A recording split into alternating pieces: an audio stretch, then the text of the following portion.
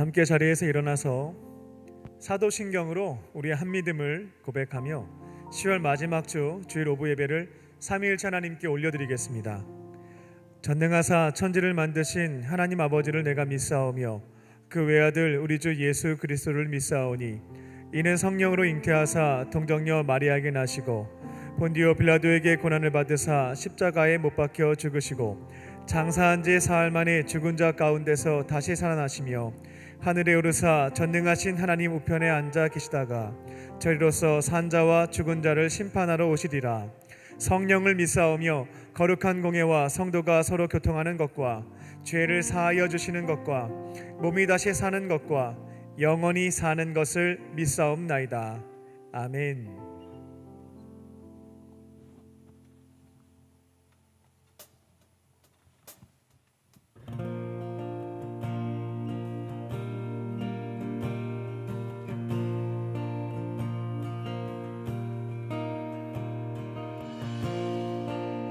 상한 마음에 쓰러진 자, 죄의 무게에 억눌린 자, 주 부르시네.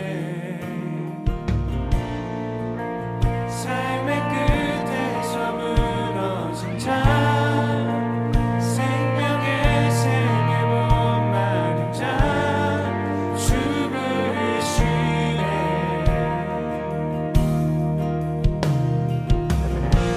오 주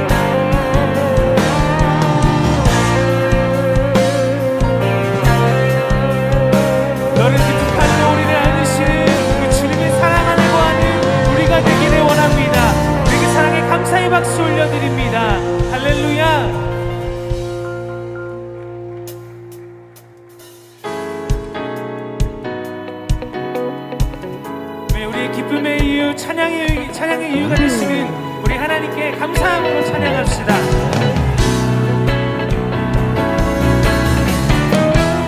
우리 함께 소리 높여서 주 행하신 일들 찬양해.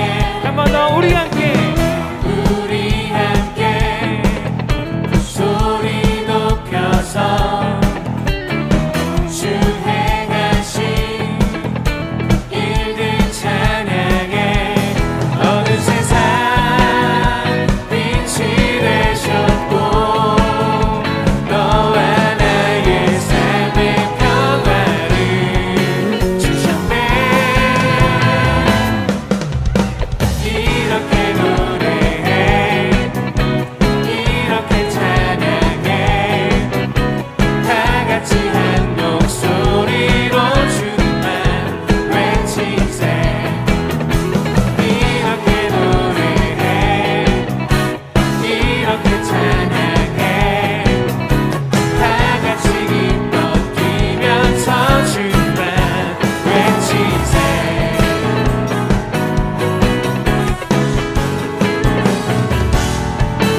한 번 더 노래합니다. 우리 함께 소리 높여서 주 행하신 일들 찬양해. 온 세상을 회복하신 주 예수 이름으로 하나님 자녀들 이렇게 노래해, 이렇게 찬양해.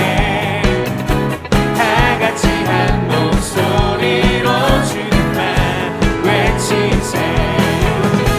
이렇게 노래해, 이렇게 찬양해. 다 같이 기뻐 뛰면서 주님만 외치세.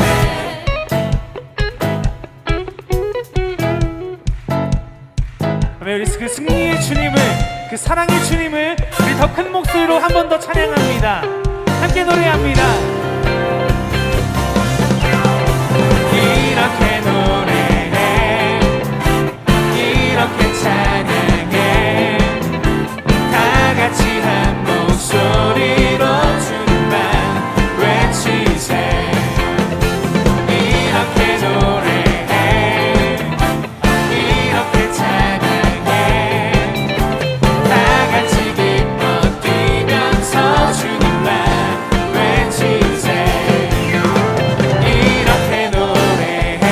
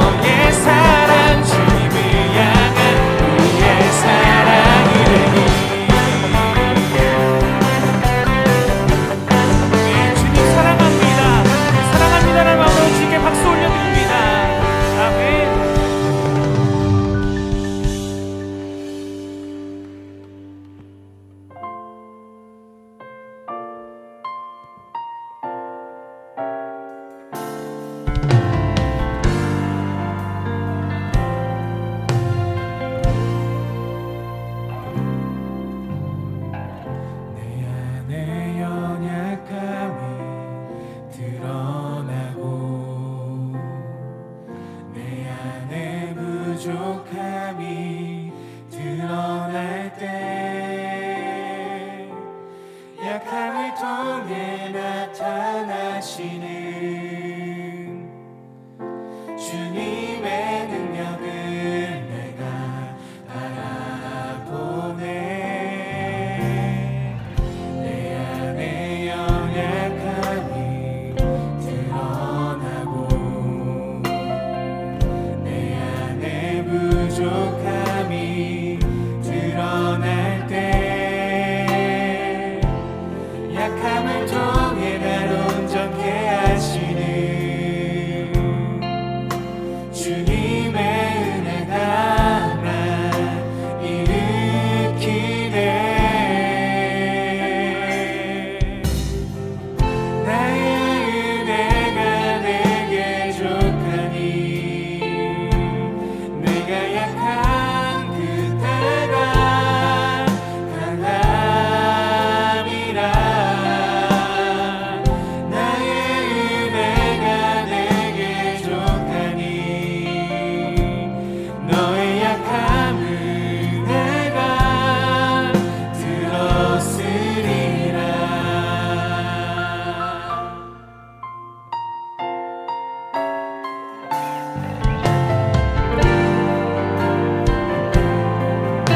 우리 한 번 더 찬양합시다. 내 안에 연약함이 내 안에 연약함이 드러나고 내 안에 부족함이 드러날 때 약함을 통해 나타나시는 주님의 능력을 내가 바라보네. 내 안에 연약함이 드러나고 내 안에 부족함이 드러날 때 약함을 통해 나를 온전케 하시는 주님의 은혜가 날 일으키네. 나의 은혜가 내게 족하니 내가 약한 그때가 강함이라. 나의 은혜가 내게 족하니 너의 약함을 내가 들었으리라. 주님으로 완전해진 나의 삶 이제는 주님을 나타내리라. 내 삶이 온전히 주의 것 된 것은 그의 은혜가 내게 족하니 나의 삶에 주님이 드러나네. 그의 은혜가 내게 족하니 나의 삶으로 주를 찬양하리라.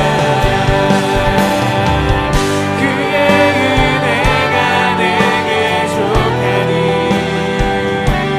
나의 삶에 주님이 드러나네. 그의 은혜가 내게 족하니 나의 삶으로 주를 찬양하리라. 우리 시간 함께 기도하겠습니다. 오늘 우리가 드리는 예배를 통하여서 우리의 삶으로 다시 한 번 더 하나님의 임재를, 하나님의 사랑을, 하나님의 은혜를 나타낼 수 있는 우리의 삶이 될 수 있도록 주님 우리와 함께하여 주시옵소서. 주님을 아버지라 부르며 주님을 기뻐하는 오늘의 귀한 예배가 될 수 있도록 주님 오늘 이 시간 기름 부어 주시옵소서. 나는 기도 제목 가지고 우리 다 함께 기도하도록 하겠습니다. 함께 기도합니다. 주님 감사합니다.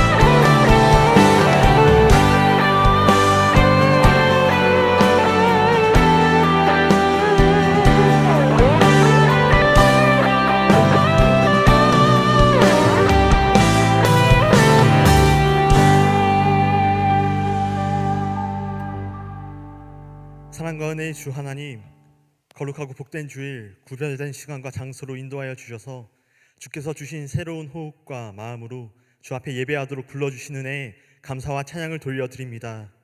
주 앞에 나와 영과 진리로 예배드리는 이 시간, 주의 임재와 은혜 아래 주께서 베풀어 주신 구원의 감격을 회복하는 복을 누리게 하여 주시옵소서.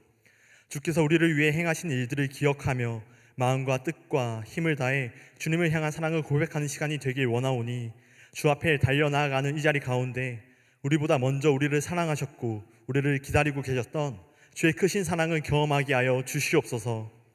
용서의 하나님, 한 주간 연약함 가운데 행하였던 우리의 죄악을 주 앞에 고백합니다. 죄와 사망의 권세로부터 옮겨주신 주의 은혜 안에 살기보다 이기심과 욕망, 자기중심적인 삶의 태도로 살았습니다. 사랑하며 살도록 선물로 주신 이들과 깨어진 관계 속에서 행했던 모든 죄악을 주의 보혈로 덮어주시고, 이제는 주의 도우심을 힘입어 서로 사랑하라는 주의 계명을 지켜가며 이 세상 가운데 그리스도의 화해자로 살아가게 하여 주시옵소서. 회복의 하나님, 코로나가 바꾸어버린 일상을 이제 하나씩 회복해 가고자 합니다. 주의 은혜와 사랑으로 이 땅이 새로워지게 하여 주시고, 뉴노멀이라 말하는 이 시대 속에서 세상의 가치가 아닌 하나님 나라의 가치들로 인한 새로운 일들이 일어나게 하여 주시옵소서. 그러한 하나님 나라의 일을 이루기 위해 세우신 이 땅의 주의 몸된 교회들을 통하여 하나님의 은혜와 사랑이 전해지게 하여 주시옵소서. 어려운 현실 상황 속에서도 하나님 나라의 복음을 전하며 생명과 소망의 씨앗들을 심어갈 때 주님의 나라의 풍성한 구원의 열매를 맺게 하여 주시옵소서. 오랜 시간 동안 방역을 위해 헌신해 오고 있는 방역 당국과 의료진들을 돌보아 주시옵시고, 날마다 새 힘으로 붙들어 주시옵소서. 정치, 경제, 사회, 문화, 외교, 교육, 안보, 이 나라의 모든 영역들이 정의와 공의로 새롭게 세워지게 하여 주시옵소서. 내년에 있을 대선을 위해 이 시간 기도하오니 하나님의 뜻을 이루어가며 하나님 나라의 생명과 평화, 상생의 가치를 실현해갈 인물을 분별하게 하여 주시고, 이 나라 대한민국 가운데 모세와 같은 지도자가 세워지도록 인도하여 주시옵소서. 주님의 섭리 가운데 복음을 전하기 위해 광림의 제단을 세우신 하나님, 주의 나라를 위해 일평생 헌신하신 감독님의 신혼을 강건하게 하여 주시고, 기도하시는 모든 자리들 가운데 주의 역사가 있게 하여 주시옵소서. 어두운 시대 속에서 한국교회와 열방의 새로운 부흥의 일들을 이루기 위해 세우신 담임 목사님의 영육간의 강건함을 더하여 주시고, 하나님 나라의 복음 위에 나아가신 자리마다 크신 주의 역사로 함께하여 주시옵소서. 죄와 사망으로 어두워진 곳마다 주의 빛의 사명을 감당하기 위해 나아가는 교회의 모든 기관과 부서, 속회와 지교회, 순교지들마다 비만한 신앙으로 풍요로운 창조를 실현해 가도록 축복의 통로가 되게 하여 주시옵소서. 광림교회 청년부를 인도하시는 하나님, 10월 한 달간 주님과 멀어진 청년들을 주께로 인도하기 위하여 함께 기도하며 주님 주신 마음과 사랑으로 힘써온 시간들을 복되게 하여 주시옵소서. 주께서 주신 마음과 감동으로 순종한 모든 시간들을 주께서 기억하여 주사 복음의 씨앗을 뿌리며 주의 사랑을 전했던 헌신 위에 주께서 크신 은혜와 역사로 함께하여 주시옵소서. 오늘 처음 주님을 소개받고 알아가는 이들 가운데에는 새로운 생명으로 삶의 방향과 목적이 변화되게 하여 주시옵시고, 다시금 예배의 자리로 나아온 이들에게는 주를 향한 재헌신의 시간, 주의 사랑과 은혜 아래 믿음의 닻을 내리는 시간이 되게 하여 주시옵소서. 전도의 방법을 통해 주의 구원을 이루시겠다 약속하신 주의 말씀이 우리의 삶을 통해 증거되며 영혼 구원의 기쁨이 더해지는 복된 청년부가 되게 하여 주시옵소서. 이제 주의 말씀을 듣습니다. 전하시는 목사님께 성령으로 충만케 하여 주시고, 사모하는 마음으로 듣는 모든 예배자들 가운데에는 주신 말씀으로 살아가기를 결단하며 순종하는 귀한 마음이 부어지게 하여 주시옵소서.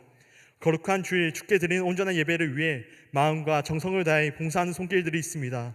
예배를 위해 섬기는 모든 팀들마다 크신 복으로 함께하여 주시고, 언제나 주로 인한 기쁨과 감격이 넘치게 하여 주시옵소서. 병상에서 예배드린 이들에게 주의 회복의 은혜가 있게 하여 주시고, 온라인으로 예배드린 이들 가운데에도 이곳과 동일한 은혜로 함께하여 주시옵소서. 언제나 우리를 사랑으로 인도하여 주시는 예수 그리스도의 이름으로 기도하옵나이다. 아멘. 하늘에 계신 우리 아버지여, 이름이 거룩히 여김을 받으시오며 나라가 임하옵시며 뜻이 하늘에서 이룬 것 같이 땅에서도 이루어지이다. 오늘날 우리에게 일용할 양식을 주옵시고, 우리가 우리에게 죄 지은 자를 사하여 준 것 같이 우리의 죄를 사하여 주옵시고, 우리를 시험에 들게 하지 마옵시고 다만 악에서 구하옵소서. 대개 나라와 권세와 영광이 아버지께 영원히 있사옵나이다. 아멘. 하나님께서 오늘 우리에게 주신 말씀은 누가복음 15장 11절에서 24절 말씀입니다. 또 이르시되 어떤 사람에게 두 아들이 있는데 그 둘째가 아버지에게 말하되 아버지여 재산 중에서 내게 돌아올 분깃을 내게 주소서 하는지라. 아버지가 그 살림을 각각 나눠 주었더니 그 후 며칠이 안 되어 둘째 아들이 재물을 다 모아가지고 먼 나라에 가 거기서 허랑방탕하여 그 재산을 낭비하더니 다 없앤 후 그 나라에 크게 흉년이 들어 그가 비로소 궁핍한지라. 가서 그 나라 백성 중 한 사람에게 붙여 사니 그가 그를 들로 보내어 돼지를 치게 하였는데 그가 돼지 먹는 쥐염 열매로 배를 채우고자 하되 주는 자가 없는지라. 이에 스스로 돌이켜 이르되 내 아버지에게는 양식이 풍족한 품꾼이 얼마나 많은가. 나는 여기서 주려 죽는구나. 내가 일어나 아버지께 가서 이르기를 아버지 내가 하늘과 아버지께 죄를 지었사오니 지금부터는 아버지의 아들이라 일컬음을 감당하지 못하겠나이다. 나를 품꾼의 하나로 보소서 하리라 하고 이에 일어나서 아버지께로 돌아가니라. 아직도 거리가 먼데 아버지가 그를 보고 측은히 여겨 달려가 목을 안고 입을 맞추니 아들이 이르되 아버지 내가 하늘과 아버지께 죄를 지었사오니 지금부터는 아버지의 아들이라 일컬음을 감당하지 못하겠나이다 하나. 아버지는 종들에게 이르되 제일 좋은 옷을 내어다가 입히고 손에 가락지를 끼우고 발에 신을 신기라. 그리고 살찐 송아지를 끌어다가 잡으라. 우리가 먹고 즐기자.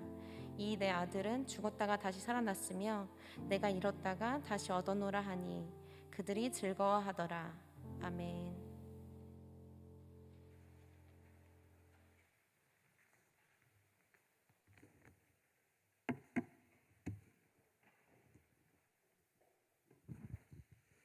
할렐루야. 온라인과 오프라인으로 주일 오후 예배를 드리고 있는 우리 성도님들과 청년들에게 주님의 크신 은혜와 사랑이 충만하시기를 주님의 이름으로 축원합니다. 내 인생은 이제 끝났다. 이런 생각 해보신 적 있습니까? 아마도 이 표현이 여러분들에게는 더 친숙할지도 모르겠습니다. 이번 생은 망했다. 이생망이란 표현 한번 해보신 적이 있을까요? 새롭게 만들어지는 신조어들을 보게 되면 그 당시 사회상이 어땠는지를 확인해 볼 수가 있겠습니다. 제가 학창 시절에 많이 들었던 말 중에는 뭐가 있었냐면 엄친아라는 말이 있었습니다. 그러니까 남들보다 월등한 실력을 갖추고 있는 친구들에 대해서 엄마 친구 아들이라고 얘기를 했죠. 키도 크고 얼굴도 잘생기고 공부도 잘하고 요 정도만 돼야 되는데 운동도 잘하고 미술도 잘하고 다 잘하는 겁니다. 그래도 이제 이런 엄친아들이 내 주변에 있기는 했지만 그래도 내가 열심히 공부하게 되면 그래도 괜찮다, 성공할 수 있다, 이런 생각들이 제가 학창 시절에 같은 동년배의 사람들 의식 속에는 있었습니다. 근데 시간이 조금 지나자 흙수저라고 하는 신조어가 나왔습니다. 부모의 어떤 자산과 지위에 따라 자녀들의 인생이 결정된다라는 것이었습니다. 그러니까 옛날에는 엄친아들이 조금 있었지만 내가 열심히 공부하고 노력하면 그만큼 잘 살 수 있다라고 하는 생각들이 있었는데 시간이 지나니까 바뀌는 거예요. 아무리 노력을 해도 부모를 잘못 만나게 되면 가능성이 희박하다. 부모의 도움 없이는 계층 이동이 불가능하다라고 하는 그런 의식들이 생긴 겁니다. 시간이 조금 더 흐르자 3포 세대, 5포 세대, 7포, 9포 세대 이런 말들이 유행하기 시작했습니다. 3포란 연애와 결혼과 자녀를 포기한 것이고 여기에 5포는 취업과 내 집 마련을 포기한 것이고 7포는 취미생활과 인간관계를 포기했고 9포는 건강과 외모까지 포기한 것, 이런 말들이 나왔습니다. 근데 지금까지 나온 것과는 비교 불가능한 너무나 슬픈 신조어가 하나 나왔죠. 인생을 살아가는 데 있어서 몇 가지를 포기하는 게 아니고요, 인생 자체가 망했다는 거예요. 희망이 없죠. 절망된 상태를 표현하는 신조어였는데 그게 바로 처음 말씀드렸던 이생망, 그러니까 이번 생은 끝났다, 절망적이다라는 말입니다. 혹시 이곳에 계신 분들 중에 혹은 온라인으로 예배 참여하신 분들 중에 이번 생은 망했다라고 생각하시는 분이 계실까요? 오늘 본문에는 그 삶 자체가 망가져버린 한 청년이 등장합니다. 그리고 이번 생은 끝났다라고 여기는 그 사람에게 희망을 전해주는 아버지의 이야기가 기록되어 있습니다. 오늘 말씀을 통해서 이번 생은 망했다라고 생각하는 청년들과 성도님들에게 하나님 아버지의 위로와 소망이 충만하게 채워지기를 축복합니다. 그리고 이제는 이 생 망이 아니고요, 어떻게 하면 반대말을 찾아볼 수 있을까 많이 고민을 해봤습니다. 가장 적절한 게 흥자라는 표현이더라고요. 이번 생은 흥한다. 그 희망을 가지고 인생 제2막을 열어갈 수 있는 저와 여러분 되시기를 주님의 이름으로 축원합니다. 우리 삶이 이렇게 망가지고 깨어진 데 그 원인이 어디 있을까? 첫 번째는 모든 문제의 원인은 하나님 곁을 떠난 것에 있습니다. 이번 생은 망했다. 나는 왜 이렇게 되었을까? 그 원인은 어디에 있냐면 하나님 곁을 떠난 것에 있다라는 것입니다. 오늘 본문에 기록된 그 한 남자 청년이라고 소개해드렸던 분을 이제부터는 탕자라고 얘기를 하겠습니다. 혹은 둘째 아들로 표현하겠습니다. 이 탕자에게는요, 너무나 멋진 형이 있었죠. 그리고 누구보다 사랑이 많은 아버지도 계셨습니다. 아버지는 사업체를 크게 운영을 하셨고요, 우리 형은 너무나 성실했어요. 아버지가 원하시는 것들 잘 들어서 착실하게 주어진 역할들을 다 했습니다. 아버지가 말씀하시는 게 있으면 따지지도 않고 묵묵하게 해냈던 것이 이 탕자의 형이었습니다. 근데 동생이 형 사는 걸 이렇게 보는데, 또 아버지 사시는 모습을 이렇게 보는데 그닥 행복해 보이지는 않았습니다. 그래서 탕자는 나는 아버지처럼, 형처럼 살고 싶지는 않다. 나는 아버지 곁을 떠날 것이고 내가 내 사업해서 자유롭게 행복하게 더 성공해서 살 거다라는 마음을 갖고 있었습니다. 아버지의 사업 방식과 살아가는 삶의 모습이 썩 마음에 들지 않고, 우리 젊었을 때 드는 감정이기도 한데요, 고리타분한 것 같고 너무나 답답해 보였던 것입니다. 결국 아버지 곁을 떠나는 것으로 결정을 했습니다. 그는 아버지에게 찾아가서 앞으로 나에게 주실 유산이 있는데 그 분깃을 땡겨 주십시오라는 부탁을 드리게 되죠. 유산이라고 하는 말의 뜻은 죽은 사람이 남겨놓은 재산이란 뜻을 갖고 있습니다. 탕자가 아버지 저 사업할 건데, 저 이민 가서 새롭게 한번 좀 창업을 할 건데 몇 천만 원만 빌려주세요, 이런 개념이 아니고요, 이 분깃, 유산을 달라고 했던 건 뭐냐면 아버지를 죽은 사람 취급한 겁니다. 그러니까 아버지 입장에서는 돈 빌려달라는 게 아니라 유산 달라고 하는 것은 그 시대에 어떤 의미였냐면 굉장히 수치스러운 거예요. 아들이 아버지를 죽은 사람 취급한 것이니까요. 그리고 학자들이 볼 때에 이처럼 아버지가 살아계실 때 유산 상속이 이루어지게 되면 전 재산의 한 9분의 1 정도 주었다라고 합니다.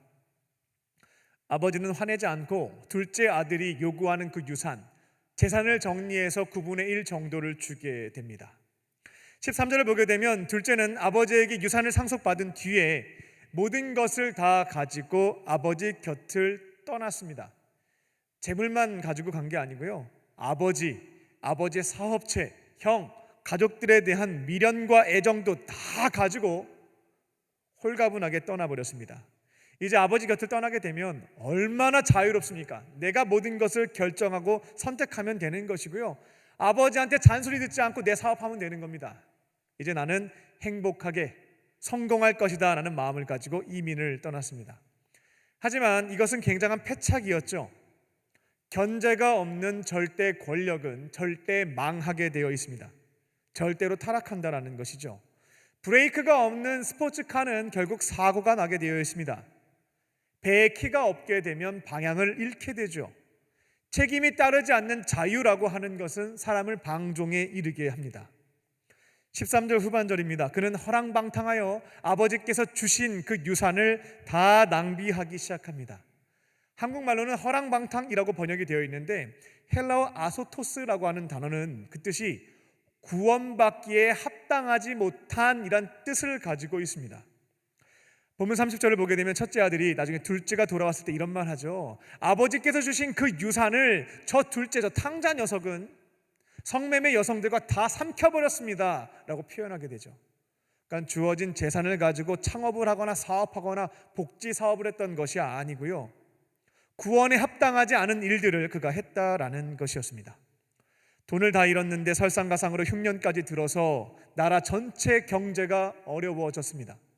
내가 그냥 돈 다 잃고 망했으면 새롭게 직장 구해서 열심히 일을 하면 될 텐데요. 흉년이 들다 보니까 일자리를 구할 수도 없었습니다. 이민을 떠나왔으니 도움을 구할 수 있는 주변 사람들도 없었죠. 결국 그가 선택할 수 있는 것은 이방인 사람의 집에 가서 노예로 사는 것이었습니다. 돼지치는 일을 하면서 자신의 목숨을 연명하는 신세가 되었던 거죠. 말 그대로 쫄딱 망한 겁니다. 아버지 곁을 떠났다가 망했습니다. 유대 랍비의 격언에는 이런 말이 있습니다. 돼지를 사육하는 자는 저주를 받을 것이다. 그러니까 이 유대인들은 율법에 따라서 이 돼지를 굉장히 혐오했거든요. 근데 그는 유대인이었기 때문에 이걸 모르지 않았어요. 근데 먹고 살아야 되니까 돼지를 쳤습니다. 근데 이방인 그 주인 잘 의지하면 나한테 돈도 좀 주고 다시 회생도 조금 하고 먹을 것도 주겠지 기대했지만 이 이방인 주인은 약속한 대로 월급을 주거나 먹을 것을 제공해 주지는 않았습니다. 그러니까 돼지는 치는데 먹을 게 없는 거죠. 너무 배는 고프고요. 결국 그가 했던 것은 무엇이었냐면 돼지가 먹는 사료를 사람이 먹게 됩니다. 이 지엄 열매라고 하는 것을 허겁지겁, 한국말 성경에는 이렇게 정확하게 표현 안 되는데 개걸스럽게 그거를 먹게 된 겁니다. 막 너무 배고프니까 먹은 거예요, 돼지 사료를. 근데 저희 식으로 표현하자면 현타가 온 겁니다. 나 뭐지? 나 부잣집 아들이었는데 나 지금 인간 이하의 신세가 된 겁니다. 돼지 사료를 막 먹고 있는 내 모습을 보니까 너무나 슬픈 것이죠. 그때 이제 탕자는 생각했을 겁니다. 이 생망, 이번 생은 망했다. 둘째 아들에게는 아무런 희망이 없었습니다. 진짜로 이번 생은 정확하게 망했습니다. 아버지한테 돈 빌려서 간 것도 아니었고요. 죽은 시체 취급하면서 유산 땡겨다가 왔습니다. 구원에 합당하지 않는 일들도, 타락한 행위들도 많이 했죠. 아버지한테도 잘못을 했지만 하나님께도 벌받을 일들을 했다라는 것입니다. 국가적인 흉년이 들어서 일자리를 구할 수도 없었고요. 연애, 결혼, 자녀 출산, 취업, 내 집 마련, 건강 챙기고 외모 챙기고 취미생활 아무것도 할 수가 없는 거죠. 당장 잠잘 것도 없고 먹을 것도 없어서 돼지 사료 먹고 있는 신세가 되었는데요. 그러니까 지금 우리로 얘기하자면 먹을 게 아무것도 없어서 음식물 찌꺼기 모아놓은 데 있잖아요. 그런 데서 그거 먹는 거예요. 살려고. 철저하게 망했습니다. 여기에서 질문을 한 가지 드리겠습니다. 이 이야기 속에서 이 둘째 아들이 철저하게 망하게 된 이유는 어디에 있었을까요? 갑자기 수중에 돈이 많이 생기다 보니 돈을 올바르게 사용하지 못하고 그 돈에 지배당하게 돼서 망하게 되었을까요? 아니면 이민을 갔으면 그 나라에 맞는 사업 아이템을 잘 찾아가지고 사업을 진행했어야 되는데 타이밍을 놓쳐서 망했을까요? 아니면 주변에 좋은 친구들이 많아야 되는데 질이 좋지 않은 친구들이 많다 보니까 이렇게 인생이 깨어지게 되었을까요? 한번 향응에 빠지게 되면 한 번에 딱 끊어버려야 되는데 그것을 끊지 못해서 이처럼 망하게 되었을까요? 나라 경제 상황이 좋지 않아서 이처럼 어려움을 겪게 된 것일까요? 정확하게 진단을 내려야 정확한 치료가 가능합니다. 나에게 발생한 삶의 문제에 대해서 정확하게 진단과 원인 분석을 해야 그 문제를 해결할 수가 있다라는 것입니다. 만약 의사 선생님이 이 환자에게 진단을 잘못한 거죠. 처방전을 잘못 써주게 되면 병을 고치기는커녕 병세는 악화되게 되어 있습니다. 다시 한번 묻겠습니다. 이 둘째 아들의 인생 망하게 된 이유는 무엇일까요? 여기 스크린에 떠 있죠. 정답은 아버지 곁을 떠났기 때문에 망한 겁니다. 다른 데서 이유 찾고 그거 막 해보려고 하면 또 망하는 거죠. 근본 원인을 찾아야 되는데 그게 뭐냐면 아버지 곁을 떠났기 때문에 탕자의 인생이 이렇게 됐다라는 것입니다. 지금 여러분은 어떻게 살고 계십니까? 여러분의 인생은 망했습니까? 아니면 흥하고 있습니까? 삶의 기쁨도 없고 행복도 없고 희망도 없습니다. 무기력하죠. 비참합니다. 우울합니다. 죽을 수는 없기 때문에 살고 있습니다. 나는 왜 이렇게 살고 있을까? 내 인생은 왜 이렇게 되었을까? 여기저기에서 문제를 찾고자 하죠. 원인은 어디에 있냐면 부모님을 잘못 만나서 그런 것도 아닙니다. 내가 학창시절에 열심히 공부하지 않아서 망한 것도 아닙니다. 좋은 친구를 만나지 못한 것도 이유가 되지 않습니다. 내가 재수를 해가지고 내가 목표했던 그 대학, 그 학과를 갔으면 내 인생이 이렇게 안 됐을 텐데, 내가 첫 직장을 그만두면 안 됐어. 거기 때 버텼어야 되는데 그것 때문에 내가 망했어. 이렇게 원인을 찾게 된다면 치료는 불가능합니다. 이생망을 이생흥으로 바꿀 수가 없다라는 것입니다. 우리 삶이 이처럼 깨어지고 있는 것에 대한 원인은 어디에 있냐면 아버지 곁을 떠난 것에 있습니다. 우리를 너무나 사랑하시는 하나님, 그래서 온 우주에 나 하나밖에 없는 것처럼 사랑해 주시는, 좋아하시는 하나님, 우리를 살리고자 한다면 자신의 사랑하는 독생자도 내어주시는 그 사랑이 많으신 하나님, 부모님은 같이 계셔봤자 몇십 년 계시는 거예요. 근데 일평생 영원토록 함께 하시며 나를 도와주시고자 지켜서 계시는 하나님, 이 땅에 사는 동안 사랑하는 자녀들이 행복하고 풍성하게 살기를 원하시는 하나님, 바로 그 하나님 곁을 등을 돌리고 떠난 것에 모든 삶의 문제의 원인이 있다라는 겁니다. 하나님은 우리의 모든 죄, 나를 괴롭히고 있는 죄책감과 수치심과 죄의식에서부터 해방시켜 주실 수 있는, 자유를 주실 수 있는 용서의 하나님이십니다. 지난 과거 때문에, 지난 실패 때문에 너무 힘들죠. 이것까지도 합력하여 선을 이루어 주실 수 있는 능력을 갖고 계신 분이 우리 하나님이십니다. 하나님은 우리와 함께 하시며 너무나 외롭잖아요. 늘 함께 하시며 힘도 주시고 용기와 격려해 주시는 분도 임마누엘 하나님이십니다. 도무지 바뀌지 않는 나의 인성, 나의 인격, 이것을 아름답게 변화시켜 주시는 분도 하나님이시고요. 미래만 생각하면 불안해 죽겠죠. 그러니까 너무 힘이 드는데 나의 미래를 책임져 주시고 예비해 주시는 분, 그분이 바로 여호와 일의 하나님이십니다. 장례식장에 가게 되면 죽음에 대한 공포도 몰려오게 되죠. 근데 죽음 이후의 세계까지도 영원한 생명으로 책임져 주실 수 있는 분이 우리 곁에 계신 하나님이신 거죠. 이생망이라고 생각하시는 분들이 이 문제를 해결하고자 한다면 다른 것 없습니다. 내 곁에 계신 하나님, 여호와께로 돌아갈 때 여러분에게 발생한 이 문제가 해결될 줄로 믿습니다. 이생망을 이생흥으로 바꿔줄 수 있는 분은 여러분에게 좋은 학점을 줄 수 있는 담당 교수님 아닙니다. 직장에서 내 진급과 관련돼서 목줄을 딱 쥐고 있는 그 직장 상사도 아닙니다. 자본주의 사회에서는 가장 인기가 있는 신은 재물신이죠. 요즘 등장하고 있는 인기 있는 신은 건강신이고요.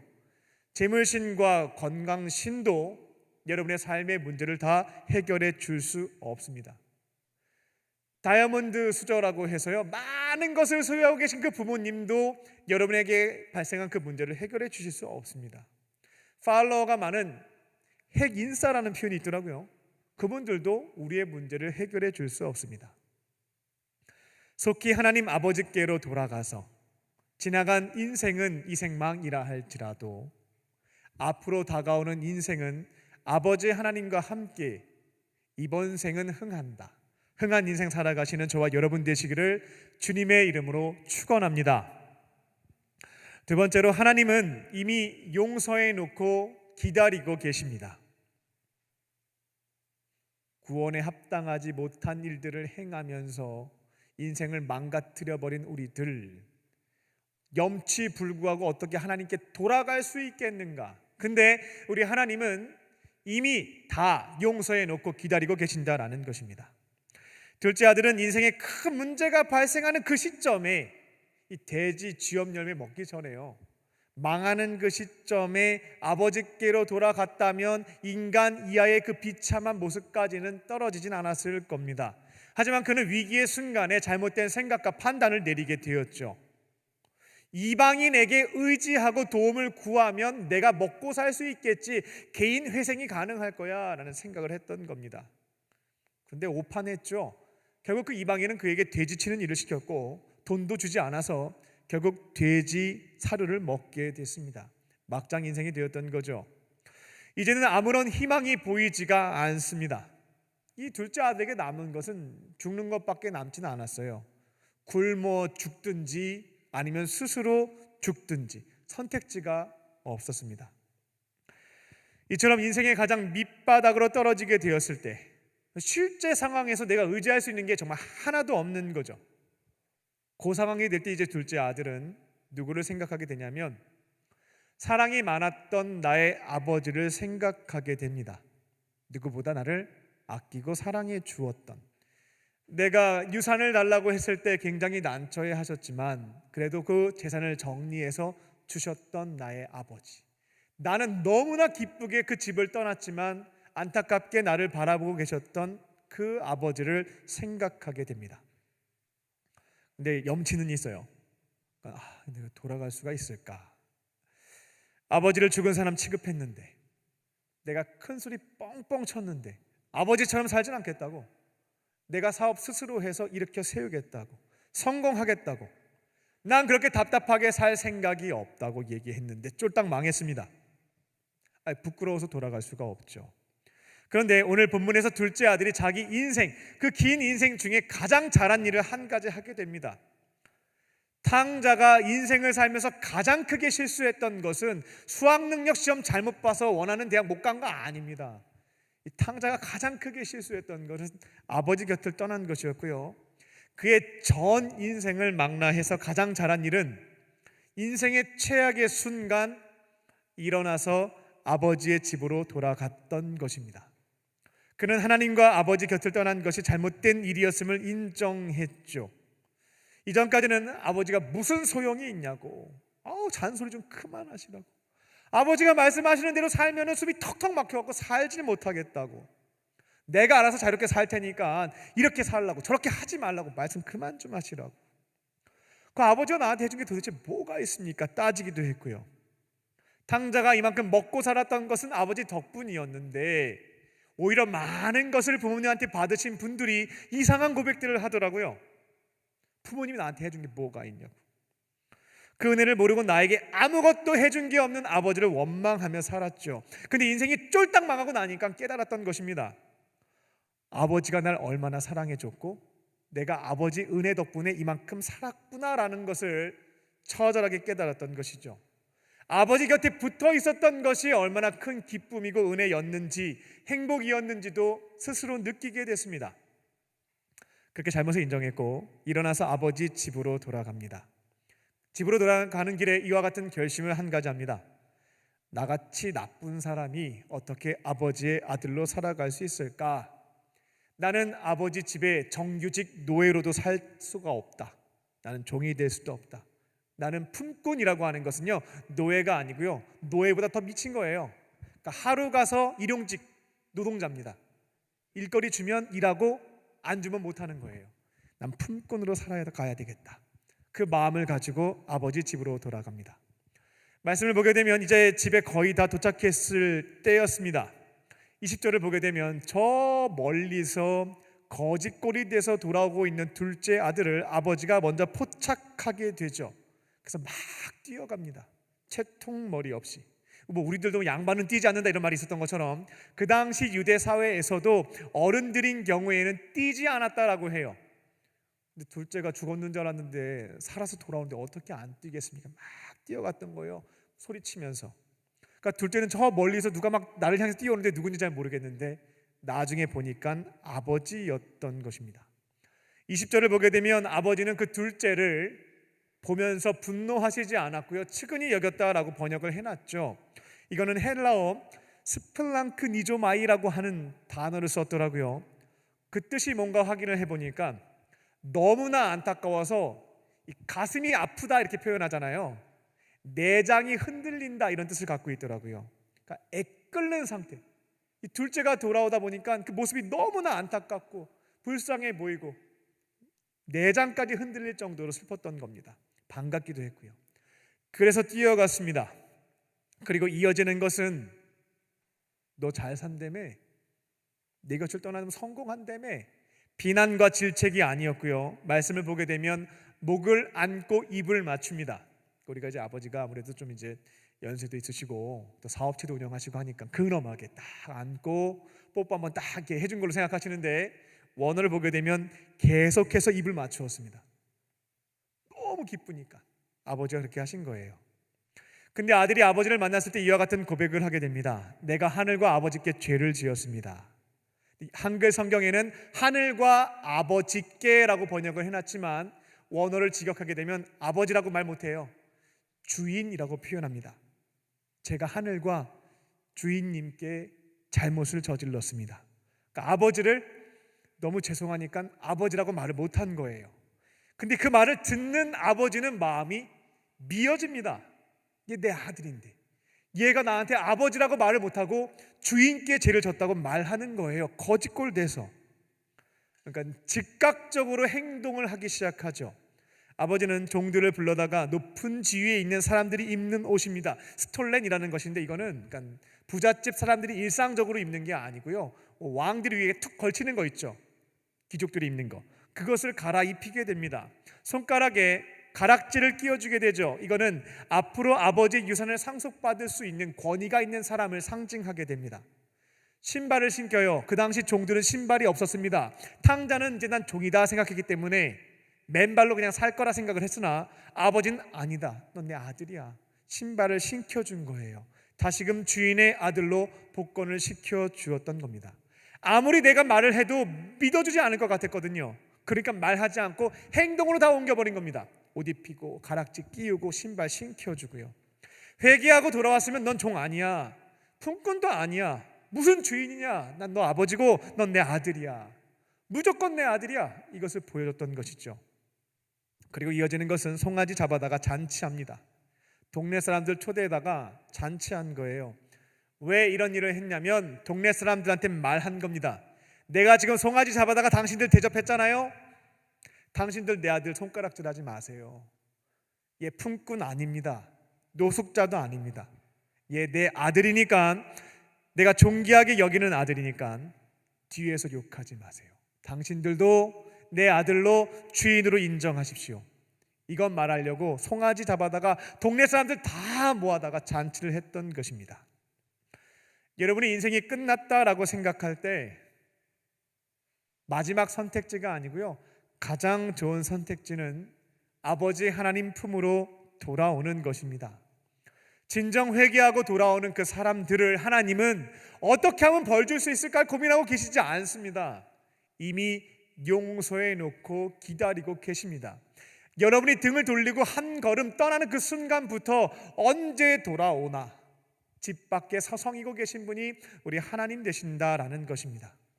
이건 제가 하나님이 너무 좋으신 분이라고 포장을 해서 여러분들에게 설명드리려고 미화시킨 게 아니고요, 하나님을 가장 잘 정확하게 알고 계신 그분의 독생자 되시는 예수님이 설명해 주신 겁니다. 오늘 이 탕자의 비유는 성경을 기록한 저자들이 비유로 기록한 것이 아니고요, 예수님이 직접 하셨던 그 말씀을 그대로 옮겨 적어 놓은 것입니다. 그러니까 우리 하나님은 사랑이 많으시구나, 이미 용서해놓고 기다리고 계시는구나, 하나님을 가장 정확하게 알고 계시는 예수님께서 그렇게 말씀하셨으니 믿어도 되시겠다라는 겁니다. 여러분이 하나님을 떠났던 것을 인정하고 회개하고 돌아온다면 이 중에는 구원에 합당하지 못한 일을 저지른 분들도 계실 겁니다. 하지만 회개하고 돌아온다면 하나님은 그 점에 대해서 묻거나 따지지 않습니다. 나의 아들, 나의 딸로 삼아 주시는 거죠. 이 가운데서도 여전히 하나님 앞에 나는 주님의 종입니다, 나는 종이에요 얘기한다 할지라도 하나님은 이렇게 여러분들에게 말씀하시죠. 웃기지 마, 너는 내가 사랑하는, 내가 존귀하게 여기는, 나에게 기쁨을 주는 나의 아들, 나의 딸이다. 끝으로 아버지와 친하게 지내는 것만 남았습니다. 탕자의 비유는 아버지와 둘째 아들의 아름다운 죄해로 끝나지는 않습니다. 탕자의 비유에는 총 3가지 에피소드가 있습니다. 첫 번째는 탕자의 에피소드이고요, 두 번째는 아버지 에피소드가 있고요, 마지막 3번째는 큰아들, 아버지 집에서 열심히 살았던 큰아들 에피소드가 있습니다. 뒤에 이어지는 마지막 스토리는 바로 이 큰아들에 대한 이야기예요. 아버지 집에서 탕자와는 달리 시키는 것을 근면성실하게 아버지가 하라는 것 하고 하지 말라는 것 안 했던 그 아들의 이야기가 이어진다라는 겁니다. 첫째 아들은 겉으로 볼 때 아무런 문제가 없어 보이는데요, 한 가지 심각한 결함이 첫째 아들에게는 있었습니다. 뭐였냐면 아버지와 친하지 않았습니다. 서먹한 관계였다라는 거죠. 본문을 보게 되면 아버지는 분명히 사랑이 많으신 분이었어요. 둘째가 죽은 사람 취급하면서 유산 달라고 할 때 화내지 않고 정리해서 주신 분입니다.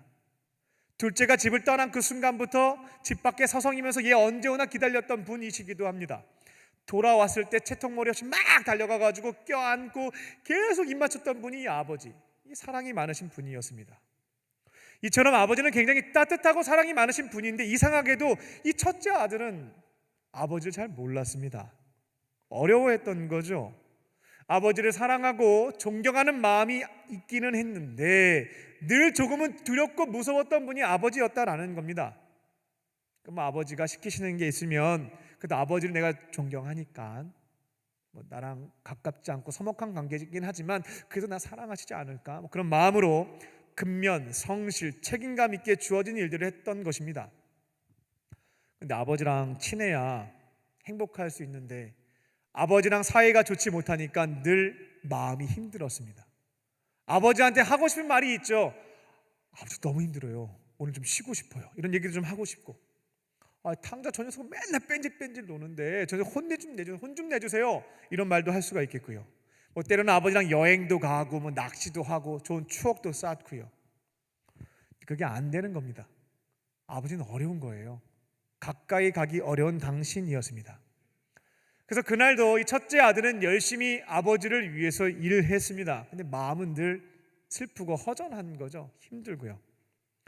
성실하게 일하고 집으로 돌아왔습니다. 근데 동네 잔치가 벌어진 거죠. 우리 집에서. 그럼 아버지한테 가서 아버지 무슨 잔치예요? 이렇게 얘기하면 될 텐데 본문을 보게 되면 아버지하고 사이가 어색하니까 말을 못합니다. 한 종을 불러다가 물어보는 거죠. 아버지에게는 묻지 못하고요.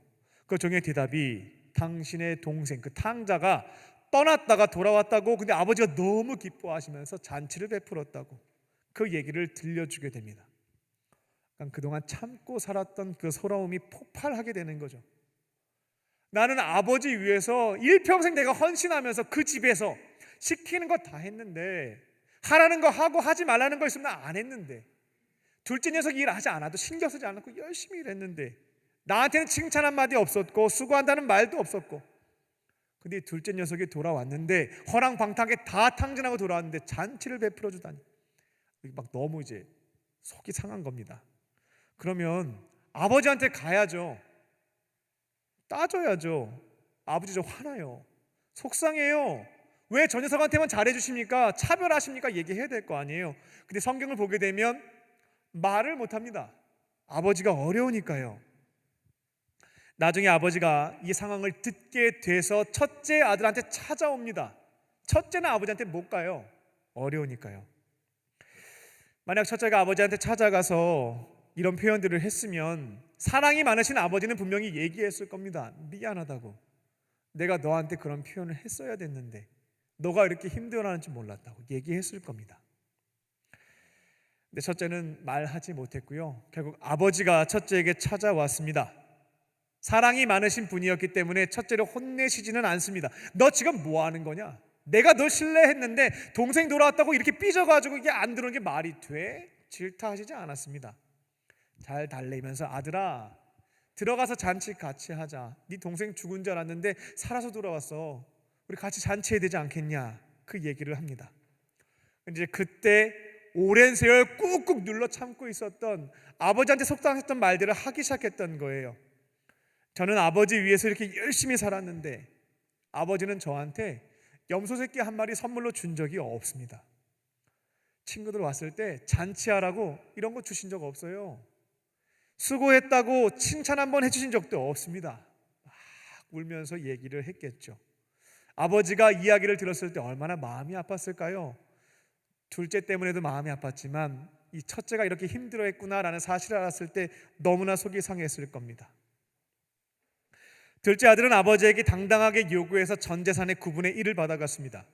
이처럼 아버지라고 하는 분은 첫째 아들이 오해해서 그런데 진짜 사랑이 많으신 분이거든요. 원하는 게 있으면 주는 거예요.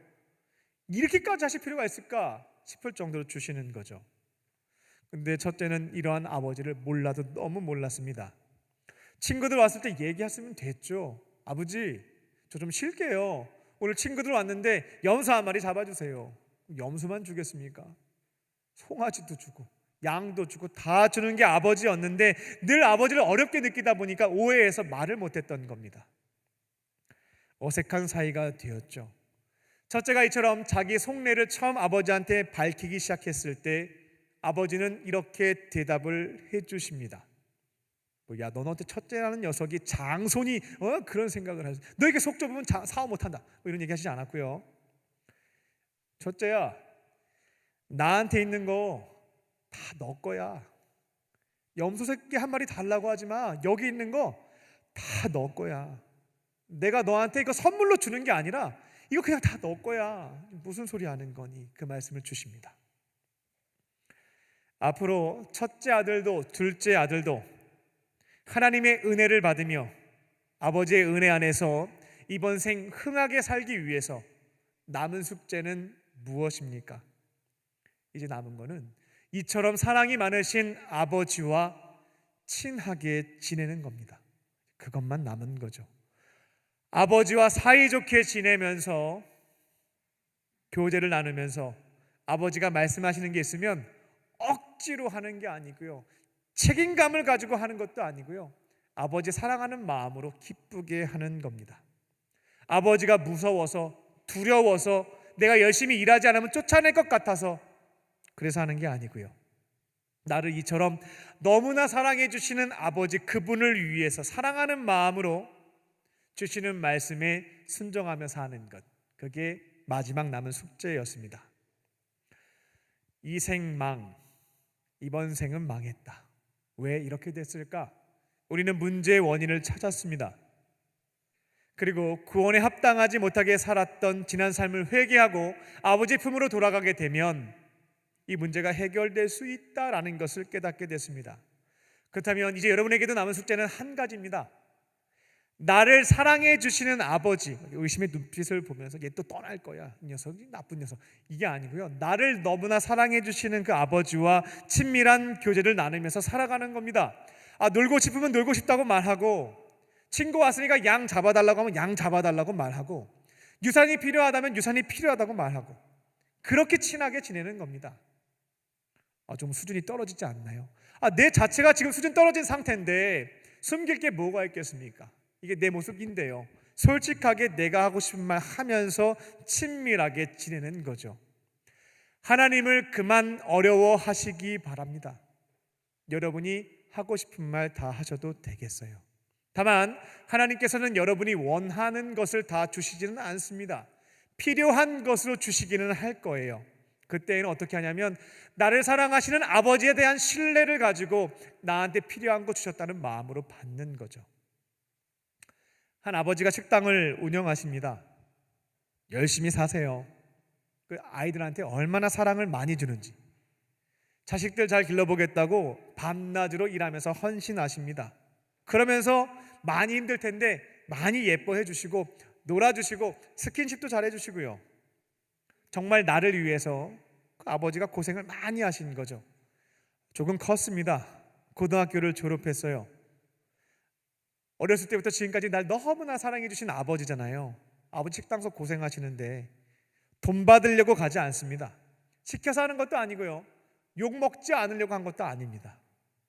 아빠가 나 너무 사랑해 줬으니까 내가 뭐라도 해드려야 되겠다. 사랑하는 마음으로, 감사하는 마음으로 식당 가서 일하기 시작합니다. 근데 아빠가 야, 너 대학교 갔으면 열심히 공부해서 훌륭한 사람 돼야지 얘기하는 겁니다. 날 사랑해주는 우리 아빠가 얘기하는데 어떻게 대충 할 수 있겠어요?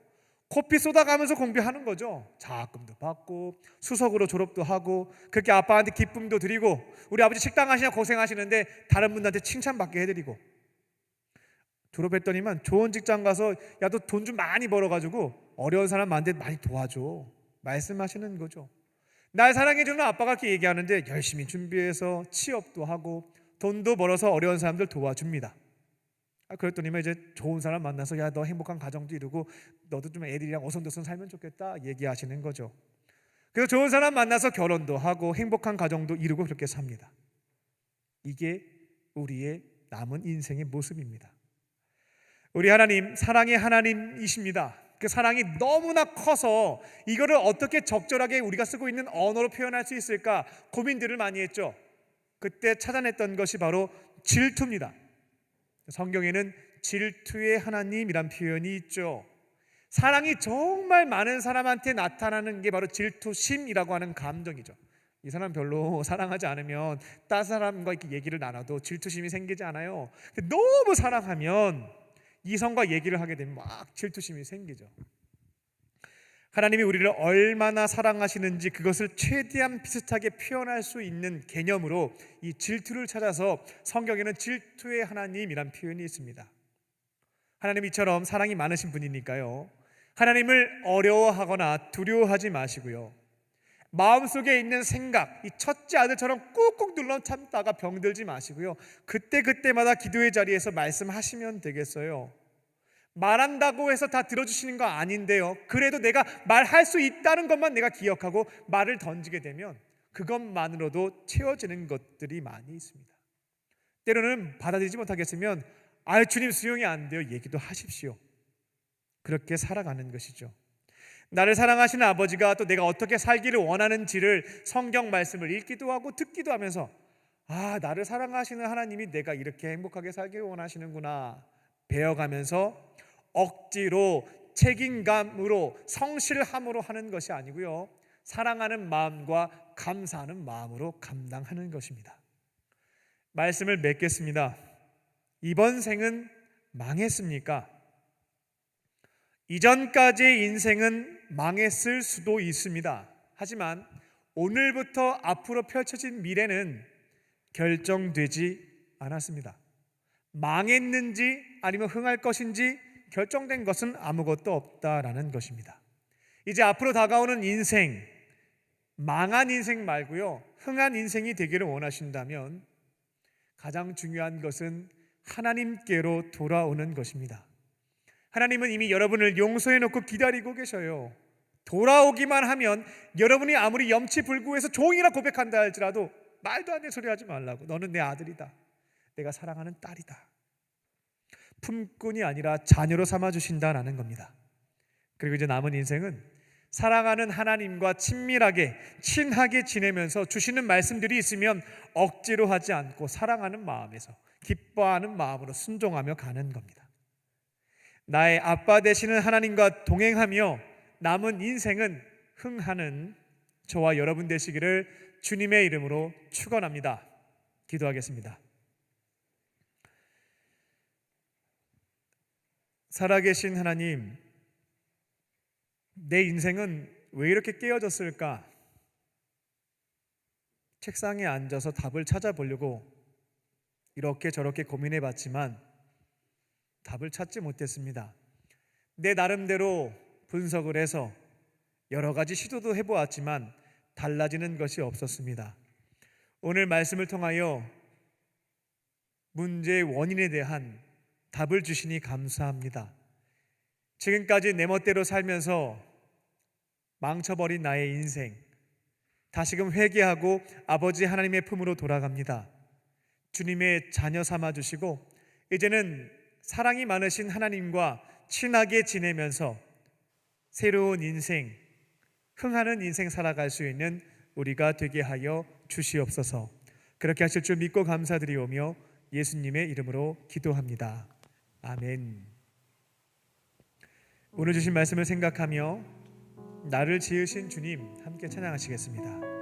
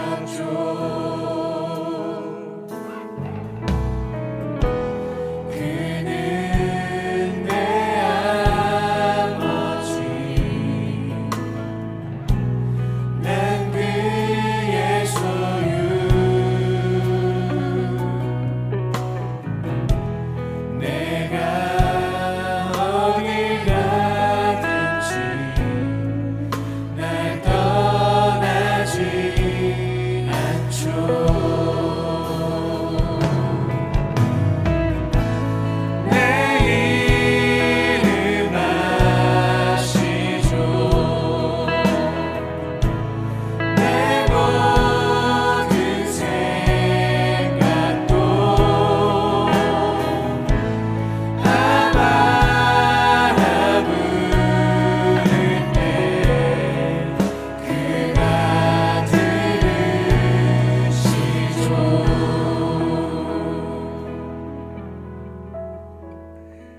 우리에게 주신 말씀을 붙잡고 다 함께 기도하겠습니다.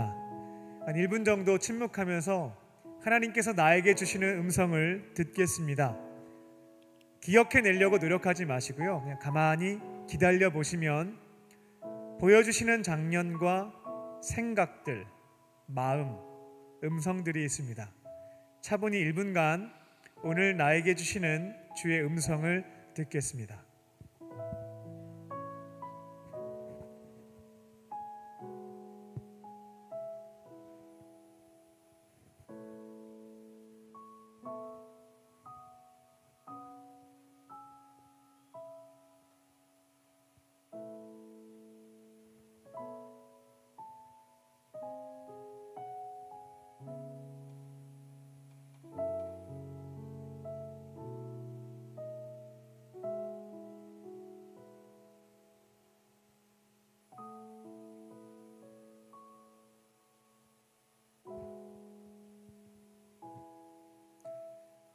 이제 각자에게 주신 말씀을 붙잡고 기도하도록 하겠습니다.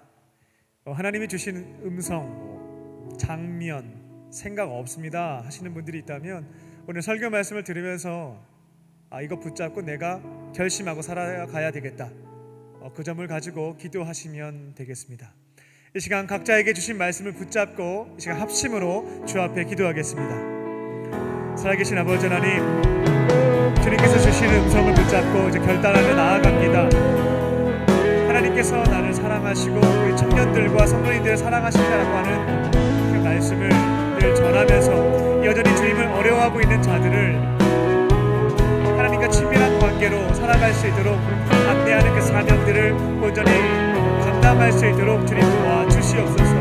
그 하나님께서 남자에게 먼저 찾아가셨던 것처럼 회개하고 돌아오는 자에게 먼저 다가가서 안아주셨던 것처럼 또 주님 앞에 나오는 자들을 따뜻한 마음으로 안아줄 수 있게 하여 주시고 주님의 마음과 사랑으로 주의 심정으로 섬길 수 있도록 하나님 도와주시옵소서. 이 시간 각자에게 주신 음성과 이렇게 결단한 것들을 가지고 주 앞에 도우심을 간구하며 기도합니다. 성령께서 역사하여 주셔서 저희들 주께서 주신 마음들 삶의 자리에서 순종할 수 있게 하여 주시옵소서. 자꾸만 악한 자는 나중에 하라고 우리를 유혹합니다. 하나님 지지 않게 하여 주시고 결심한 것들, 결단한 것들 삶의 자리에서 즉각적으로 순종에 가하며 아름다운 일을 맺을 수 있는 저희들 될 수 있도록 역사하여 주시옵소서. 나를 사랑해 주시는 하나님, 이미 영생을 놓고 기다리고 계시는 하나님, 주님과 친밀한 관계를 맺으며 살아가기를 원합니다. 나의 마음과 심정을 언제든지 솔직하게 주 앞에 얘기할 수 있게 하여 주시고 하나님께서 주시는 음성을 가지고 주시는 말씀을 가지고 순종하면서 이번 생은 망한 것이 아니라 남은 생은 흥한 인생 살아갈 수 있도록 성령께서 역사하여 주시옵소서. 하나님, 이미 나의 삶이 끝났다라고 판단하며 포기한 자들이 있다면 오늘 말씀 성령께서 그 마음만이 새겨주셔서 이제 주께로 돌아가게 된다면 희망이 있다라고 하는 소망을 붙게 하여 주시옵소서. 하나님, 주의 품에 돌아갔을 때에 주의 사랑을 듬뿍받게 하여 주시고 이제 주와 함께 동행하면서 주의 도우심을 받으면서 하나님 말씀하시는 것에 따라 성령과 함께 순종하면서 남은 인생은 흥한 인생 살아갈 수 있는 오늘 성도님들과 우리 소녀들 될 수 있도록 주님 역사하여 주시옵소서. 살아계신 하나님, 나를 지으신 주님께서 나와 함께 하심을 믿습니다.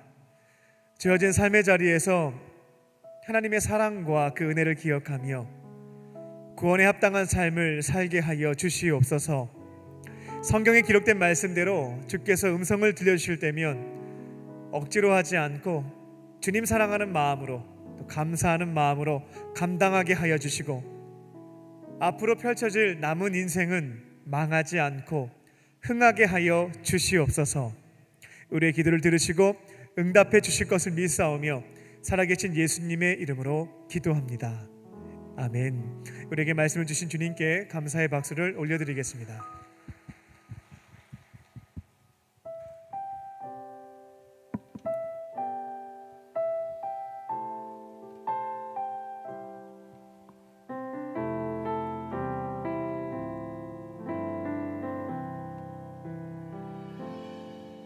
나의 피난처 예수 의지해요.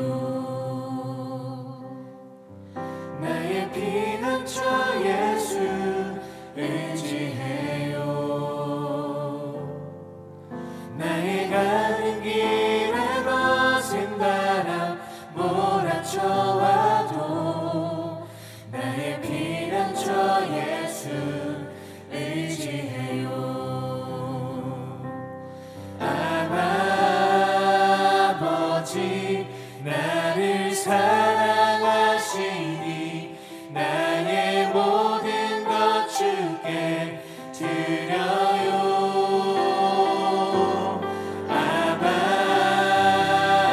아버지 내가 여기 있으니 주님 영광 위하여 서주세요. 나는 영원히 주님 사랑해요. 나는 영원히 주님 사랑해요. 세상 어떤 것도 나의 사랑 끊을 수 없네. 나는 영원히 주님 사랑해요. 우리 그 맘 담아 자리에서 일어나서 함께 찬양합니다. 아바 아버지, 아버지 나를 사랑하시니 나의 모든 것 주께 드려요.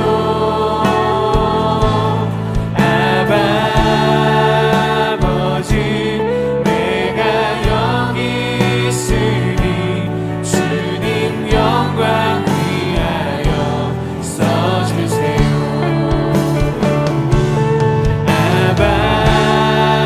아버지 나를 사랑하시니 나의 모든 것 주께 드려요.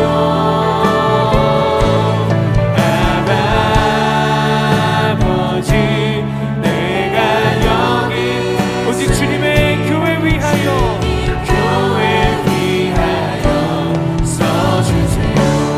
아바 아버지,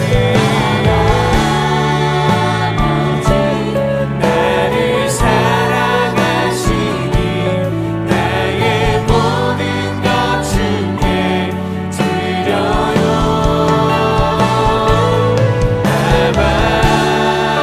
아버지 내가 여기 있으니 주님 나라 위하여 써주세요.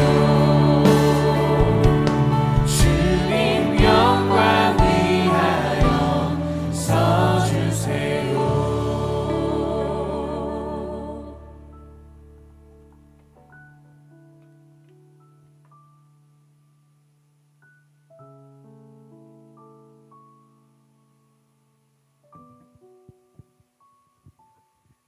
사랑이 많으신 하나님, 이 시간 삼위일체 하나님께서 우리에게 주신 생명과 구원, 동행과 영생의 은혜에 감사하며 우리가 준비한 오병이어와 두랩돈을 주 앞에 올려드립니다. 하나님 기쁘게 받아주시고 주의 영광과 주의 나라를 위하여 사용하여 주시옵소서. 예물이 쓰여지는 곳마다 절망에 빠진 자들이 희망을 얻게 하여 주시고 우리에게 은혜를 주신 분이 살아계신 하나님 아버지임을 발견하며 주의 품으로 돌아와 구원받는 역사가 이루어지게 하여 주시옵소서. 주님의 사랑을 기억하며 예물을 드린 손길들을 기억하사 넉넉함으로 채워주시고 경제적으로 어렵지 않도록 주님 지켜 주시옵소서. 하나님께서 은사로 채워주신 재정을 가지고 하나님의 교회와 어려운 이웃을 섬기는 축복의 통로로 쓰임받게 하여 주시옵소서. 마음은 원이로되 형편이 너무나 어려워서 예물을 드리지 못한 이들도 있습니다. 하나님, 그들의 마음을 위로하여 주시고 하나님께서 기뻐하시는 또 삶을 통하여 예물을 드리게 하여 주시옵소서. 이 시간 몸도 마음도 영혼도 지쳐있는 병든 우리 지체들을 위해서 기도합니다. 음과 그는 내게 없으나 내게 있는 것 내게 주노니 곧 나사렛 예수의 이름으로 모든 질병은 떠나갈지어다. 이 시간 성령께서 친히 안수하여 주셔서 모든 악한 질병들은 떠나가게 하여 주시고 몸과 마음과 영혼의 강건함을 되찾게 하여 주시옵소서. 주께서 피 묻은 손으로 안수하여 주셔서 아팠던 모든 부위가 치유되고 회복되는 역사가 이루어지게 하여 주시옵소서. 이제 주의 말씀을 붙잡고 예배당 문 밖으로 나아갑니다. 나를 사랑해 주시는 하나님, 주님과 친밀하게 교제하면서 남은 인생은 망하지 않고 흥한 삶 살아갈 수 있는 우리 모두가 되게 하여 주시옵소서. 주께서 이루어 주실 것을 믿으며 살아계신 예수님의 이름으로 기도하옵나이다. 아멘.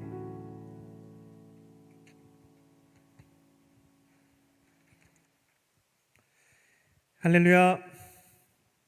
서로를 향해서 인사를 나누겠습니다. 하나님은 당신을 사랑하십니다 라는 마음을 담아서 우리 소리는 내지 않고 목례하는 것으로 인사하겠습니다.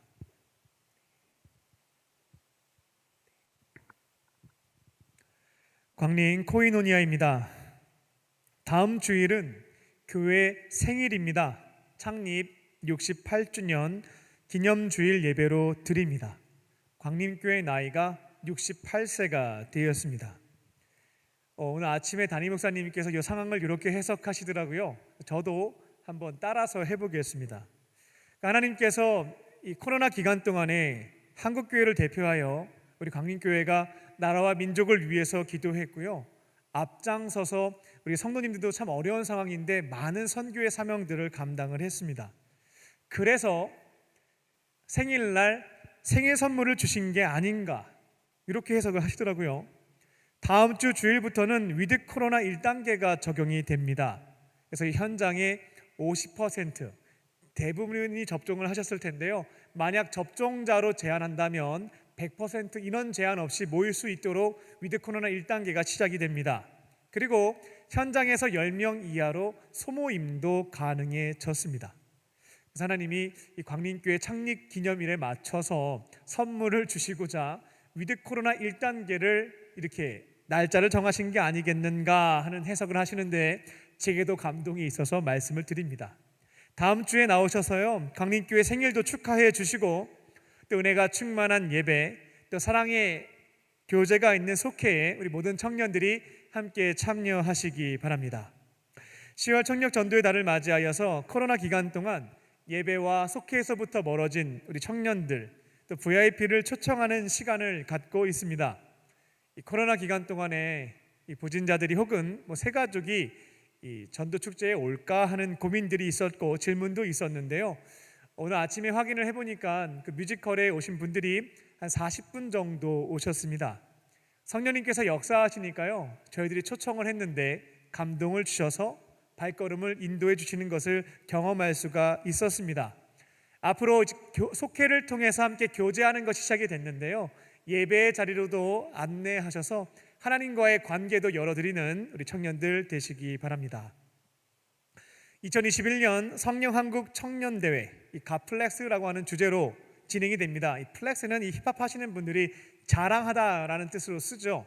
갓은 하나님입니다. 그러니까 하나님을 자랑하다 이런 뜻인데요. 11월 19일 수능 다음 날입니다. 주일 오후 7시에 바로 강림교회 본당 대예배실 이 자리에서 진행이 됩니다.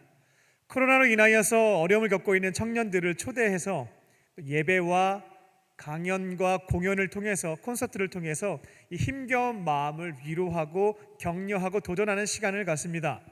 우리 광림교회 정규 예배 금요 은혜의 밤 시간에 진행하기에 교회 좌석의 50%까지 참여하실 수가 있습니다.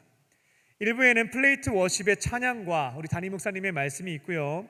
2부에는 여러분이 잘 알고 계실 겁니다. 유튜버 박이 씨와 메리츠 자산운용의 존 리 대표님. 존 리 하니까 뭔가 있어 보이는데 한국말로 하면 이요한 씨입니다. 하나님 믿는 사람이다라고 보시면 되겠어요. 그리고 메가스터디의 손주은 회장님. 저는 이제 시골 사니까 이분을 잘 몰랐는데 서울권에서 공부하신 분들은 이 손주은 회장님의 강의를 다 들어봤다라고 하는데 주은이 주님의 은혜라는 뜻입니다. 굉장히 신실한 크리스천이셔요. 이분들 모셔놓고 강연도 듣습니다. 정선희 씨가 오셔서 게스트분들과 여러분이 주신 질문을 가지고 토크 콘서트도 합니다. 마지막 3부에는 가수 소양 씨가 오셔서 30분 동안 콘서트도 합니다. 이분들을 한자리에 모시는 것이 참 쉽지가 않았는데요.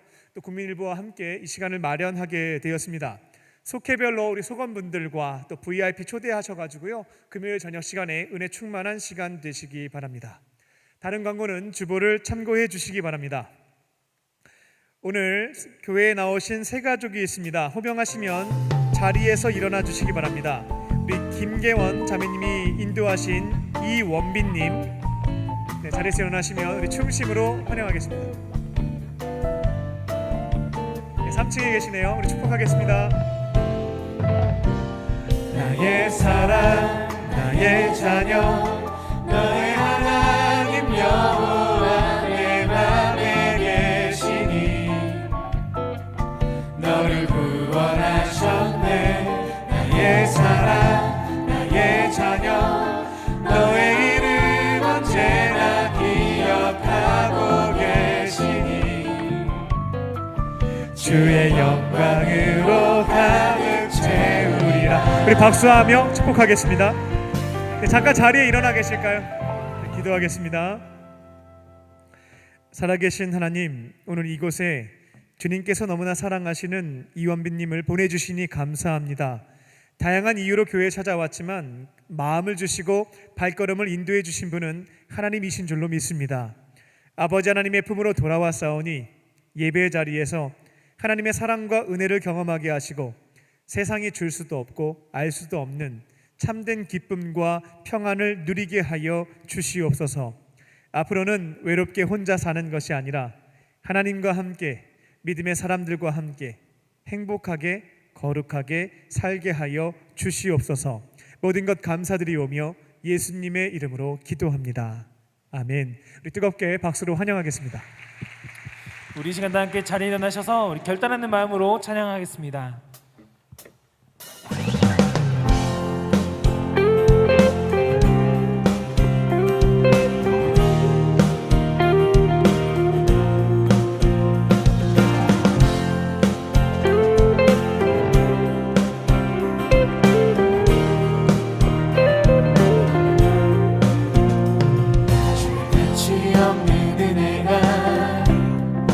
나를 살게 해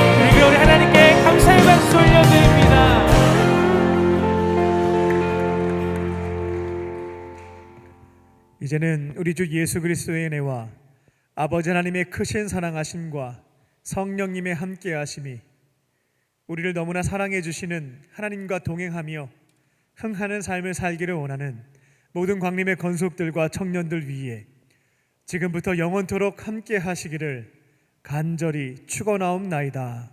아멘.